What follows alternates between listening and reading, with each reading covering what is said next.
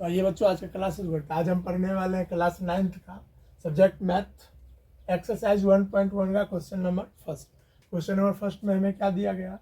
Question number first में हमें दिया गया है, क्या शून्य एक परमेय संख्या है? क्या इसे आप P वट्टा Q के रूप में लिख सकते हैं, जहाँ P और Q पूर्णांक है और Q 0 के बराबर नहीं है? आइए इस क्वेश्चन को करते हैं। सबसे पहले पूछा गया है, क्या शून्य एक परमेय संख्या है? तो शून्य एक परमेय संख्या है, लिखेंगे हाँ है, हाँ है। और अगर है तो क्या कह रहा है, क्या इसे आप P वट्टा Q के रूप में लिख सकते हैं? तो हाँ, हम लिख सकते हैं। 0 को क्या लिख सकते हैं? 0 बट्टा में 1 लिख सकते हैं, है ना। 0 के नीचे हम कुछ भी लिखेंगे तो 0 ही होगा, सिर्फ और सिर्फ 0 को छोड़ के। 0 नहीं लिखना है, बाकी कुछ भी लिख सकते हैं। तो 0 बट्टा 1 लिख सकते हैं, और क्या लिख सकते हैं? 0 बट्टा 2 भी लिख सकते हैं, 0 बट्टा 3 भी लिख सकते हैं, ऐसे ही बहुत लिख सकते हैं। तो कह रहा है जहाँ P और Q, हाँ Q जहाँ पे 0 नहीं है, यहाँ पे दिख ही रहा है आपको, Q जो है इसमें 0 नहीं दिया गया है कहीं पर भी, तो बस ये हो गया। तो आइए अब क्वेश्चन नंबर 2 करते हैं। क्वेश्चन नंबर 2 में हमें क्या दिया गया? क्वेश्चन नंबर 2 में दिया गया है, 3 और 4 के बीच 6 परमेय संख्याएं ज्ञात कीजिए। 3 और 4 के बीच में 6 परमेय संख्या ज्ञात करना है। तो हम लिखेंगे 3, नीचे में कुछ नहीं है तो 1, और यहाँ 4, और नीचे में कुछ नहीं है तो 1। हमको चूंकि 6 परमेय संख्या निकालना है, तो हम 7/7 से दोनों में गुना करेंगे, 7/7 से।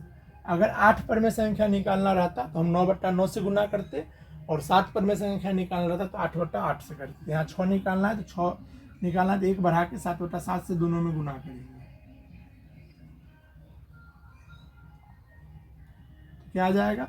7 या 21/7, यहाँ पे आ जाएगा 7 चौक 28/7। तो 21/7 और 28/7 के बीच में हमको 6 को लिखना है। तो इनके बीच में क्या क्या हो सकता है? यहाँ लिखेंगे 6 परमेय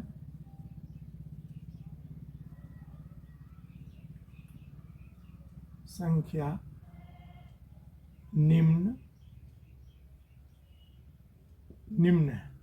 क्या लिख सकते हैं? 21 के बाद क्या होता है? 22/7, उसके बाद 23/7, 24/7, 25/7, 26/7, 27/7। तो 6 परमेय संख्या हो गया। 1 2 3 4 5 6 हो गया। तो यही हमारा आंसर है। तो आइए बच्चों, आप क्वेश्चन नंबर 3 करते हैं। क्वेश्चन नंबर 3 में क्या दिया गया है हमें? क्वेश्चन नंबर 3 में हमें दिया गया है, 3/5 और 4/5 के बीच 5 परमेय संख्या ज्ञात कीजिए। जैसा हम अभी निकाले थे वैसा ही निकालेंगे। 3/5 लिखेंगे और 4/5। कितने परमेय संख्या निकालने हैं? 5। कितना से गुना करेंगे? 6 से। 6/6 से गुना करेंगे इसमें, और इसमें करेंगे 6/6 से। यहाँ कितना आ जाएगा? 6 त्रिक 18, और बट्टा में 6 पंचे 30, और यहाँ आ जाएगा 6 चौक 24, और बट्टा में 30। तो इसके बीच में 5 लिखने हैं, तो यहाँ लिखेंगे 5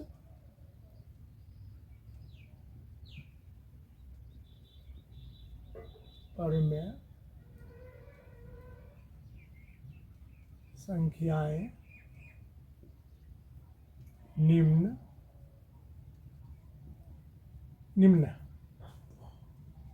है। क्या क्या होगा? 18 के बाद क्या होगा? 19, 19/30, 20/30, 21/30, 22/30 और 23/30। 5 लिख दिए हैं, यही आंसर होगा। आइए अब हम क्वेश्चन नंबर 4 करते हैं। क्वेश्चन नंबर 4 में हमें क्या दिया गया है? क्वेश्चन नंबर 4 में हमें दिया गया है, नीचे दिए गए कथन सत्य है या असत्य? यही बताना सत्य है या असत्य। कारण के साथ अपने उत्तर दीजिए। पहला क्वेश्चन में क्या बोला? पहला क्वेश्चन बोला प्रत्येक प्राकृत संख्या एक पूर्ण संख्या होती है। तो सबसे पहले ये जानना जरूरी है हमें, प्राकृत संख्या किसको कहते हैं और पूर्ण संख्या किसको कहते हैं।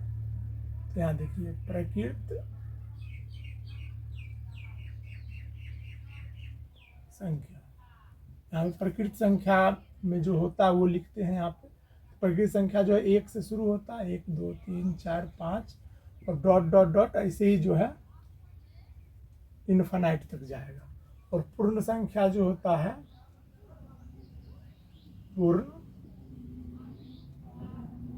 संख्या ये जो होता है वो 0 शुरू होता है, 0 1 2 3 4 5 डॉट डॉट डॉट। तो इसमें क्वेश्चन में बोला गया प्रत्येक प्रकृत संख्या प्रत्येक प्रकृत संख्या पूर्ण संख्या होती है। प्रत्येक प्रकृत संख्या जो है वो सभी की सभी पूर्ण संख्या में है। तो इसका मतलब है हमारा कथन पहला जो है वो सत्य है। तो ये सत्य हो गया। और कारण, इसी को कारण कह देंगे। और यहाँ पे देखिए सेकेंड क्वेश्चन में क्या कहा गया। सेकेंड क्वेश्चन में बोला गया प्रत्येक पूर्णांक एक पूर्ण संख्या होती है। तो पहले ये जान लेना जरूरी है पूर्णांक किसको कहते हैं। तो पूर्णांक जो होता है, पूर्णांक में जो है माइनस इन्फिनिटी से dot dot dot -4 -3 -2 -1 0 1 2 3 4 dot dot dot इस तरह की संख्या होती है पूर्णांक संख्या में। और पूर्ण संख्या में ऊपर लिखा हुआ है, फिर भी लिख देते हैं। पूर्ण संख्या में जो होता है, पूर्ण संख्या में 0 शुरू होता है, 0 1 2 3 4 डॉट डॉट डॉट। तो अच्छे से हम देख पा रहे हैं प्रत्येक पूर्णांक एक पूर्ण संख्या, ये तो नहीं दिख रहा है यहाँ पे। प्रत्येक पूर्णांक में जो भी संख्या है सभी के सभी जो है पूर्ण संख्या हमको नहीं दिख रहा है। क्यों नहीं दिख रहा है? क्योंकि एक भी माइनस वाला इसमें हमको नजर नहीं आ रहा है। इसका मतलब है ये कथन जो है क्या है, असत्य है। ये कथन हमारा असत्य हो जाएगा। यहीं पे अगर क्वेश्चन बोलता है प्रत्येक पूर्ण संख्या एक पूर्णांक है तो हमारा कथन सत्य हो जाता है। और थर्ड क्वेश्चन को देखते हैं। थर्ड क्वेश्चन में क्या गया, कहा गया हमें, थर्ड क्वेश्चन बोला गया प्रत्येक परमेय संख्या, क्या परमेय संख्या, प्रत्येक परमेय संख्या एक पूर्ण संख्या होती है। तो सबसे पहले परमेय संख्या में देखिए क्या क्या होता है। तो परमेय संख्या जो होता है, परमेय संख्या में सभी संख्या, देखिए प्रकृत संख्या भी होता है, जितना प्रकृत संख्या वो सभी, फिर पूर्ण संख्या भी इसमें होता है। पूर्ण संख्या सारा का सारा पूर्ण संख्या भी इसमें चला आता है। और सारा का सारा पूर्णांक भी जो है वो भी हमारा परमेय संख्या में चला आता है। और प्लस में और भी बहुत सारी संख्या आते हैं, भिन्नात्मक संख्या भी आती है, भिन्नात्मक संख्या, भिन्नात्मक संख्या भी जो है परमेय संख्या में ही आता है। और पूर्ण संख्या में, पूर्ण संख्या में सिर्फ और सिर्फ पूर्ण संख्या, पूर्ण संख्या में क्या 0 1 2 3 डॉट डॉट, बस इतने ही होंगे। लेकिन परमेय संख्या में बहुत सारे हैं। पूर्ण संख्या में प्रकृत संख्या तो होगा, पूर्ण संख्या भी होगा, लेकिन ये दोनों जो है इसमें नहीं होगा। इसका मतलब ये कथन भी हमारा असत्य है। प्रत्येक परमेय संख्या जो है पूर्ण संख्या नहीं हो सकता है, लेकिन प्रत्येक पूर्ण संख्या एक परमेय संख्या हो सकता है। ये कथन भी हमारा असत्य हो जाएगा। और बस सारा खत्म हो गया।